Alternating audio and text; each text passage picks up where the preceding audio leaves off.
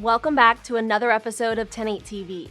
Since 1979, the Hazardous Devices Unit has taken on the vast responsibility of identifying and disarming threats in our community and others.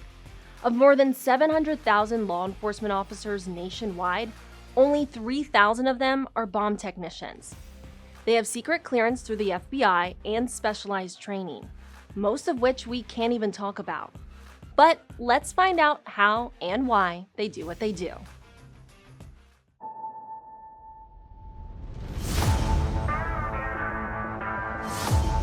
We bring the calm to the chaos. Fire in the hole! Fire in the hole! Our purpose is to tackle everything that nobody else wants to touch. Whenever we create our perimeter to keep people out, we're the ones who go in. Meet the Hazardous Devices Unit, or as many call them, the Bomb Squad.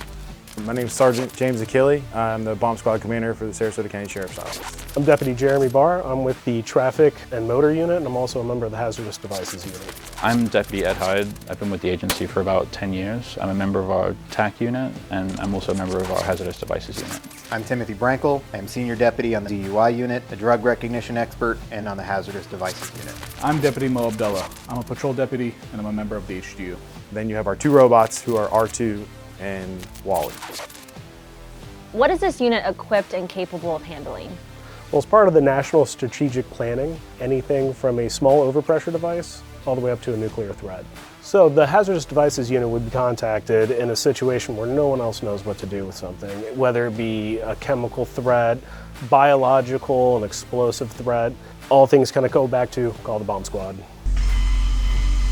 We may be called out for suspicious packages, military ordnance recovery. We do post-post investigations, meaning if there were some sort of a bombing event, we would come out and investigate after the fact as well. Do you work closely with other units within the agency? We do. Myself, Deputy Hyde, and Sergeant Achille are all explosive breachers, so we train consistently and we assist the SWAT team breachers. Our purpose is to calculate the amount of explosives necessary to defeat whatever target stands between them and their goal or their mission. A door, a wall, a house. They also work with the K9 Unit. With K9, we have explosive detection dogs. Got a bag tucked behind a piece of cardboard right here. He is alerting to it. Anytime they do bomb sweeps with those dogs, they have to have at least 2 bomb technicians with them. We cover Sarasota and DeSoto counties, but that's just our immediate areas. We also are part of the Southwest Florida Regional Bomb Squad that goes all the way down into Lee and Collier County. We can get called at any time to go anywhere. We dedicate a lot of our lives to this part-time unit. It does really feel like almost a second full-time job. And it's not easy to become a member of this unit. Before even going to bomb school, you have to become a hazardous materials technician, which is done through Department of Homeland Security. Once you graduate from there, you apply with the Federal Bureau of Investigation to go to Redstone Arsenal Army Base in Huntsville, Alabama to train at the Hazardous Devices School at the FBI. Which is the only school for all bomb techs in the entire country. To say that we're all trained the exact same is kind of an understatement. And it takes quite a while to even get certified. Yeah, you have a 2-year waiting list just to get a school date. And then once you get a school date, it's not a guarantee. I mean, they have a very high failure rate, and the FBI runs a very tight ship, and if you fail, you go home. Once we graduate from there, that gives you your actual HDS certification. You're now a functioning member of the bomb squad, but our training doesn't stop there. From there, every year we try to go to as many advanced certification courses as we can, all hosted usually by the FBI or the ATF. I train 36 hours per month for the bomb squad. 2 of those days are strictly just bomb squad functions, and then one of those days is for explosive breaching with the SWAT team. Would you say the reason that this training is so extensive to get certified is because of the sensitive material you're working with?